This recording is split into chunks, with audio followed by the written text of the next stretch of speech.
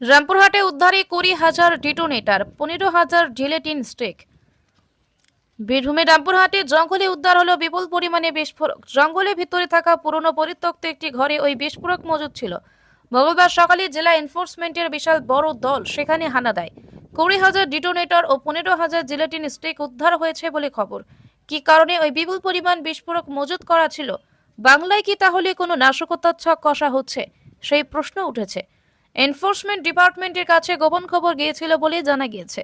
এদিন সকালে বিশাল ফোর্স নিয়ে রামপুরহাটের হস্তিকাদা এলাকার ওই বনের ভেতর ঢোকা হয়। বনের বেশ কিছুটা ভেতরে একটি ছোট পরিত্যক্ত ঘর দেখতে পাওয়া যায়। সেই ঘরের ভিতর ঢুকতেই হতবাক হন আধিকারিকেরা। থরে থরে পেটি সাজানো সেখানে ছিল। সেই সব পেটি খুলতেই চক্ষু চড়ক গাছ তদন্তকারীদের। পেটের ভিতর থেকে বেরিয়ে পড়ে ডিটোনেটর ও জিলেটিন স্টিক। জানা গিয়েছে এদিন মোট 22টি রোল জিলেটিন স্টিক ও 6 বাক্স ডিটোনেটর উদ্ধার হলো।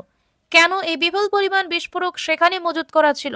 এর সঙ্গে কি নাশকতার কোনো ছক রয়েছে? সেই প্রশ্ন উঠেছে।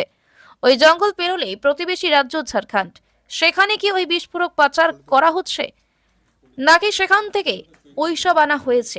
রামপুরহাটে একাধিক পাথর খাদান আছে। বেআইনি বিস্ফোরক ঘটিয়ে অনেক জায়গায় অবৈধভাবে পাথর কাটার অভিযোগও সামনে আসে।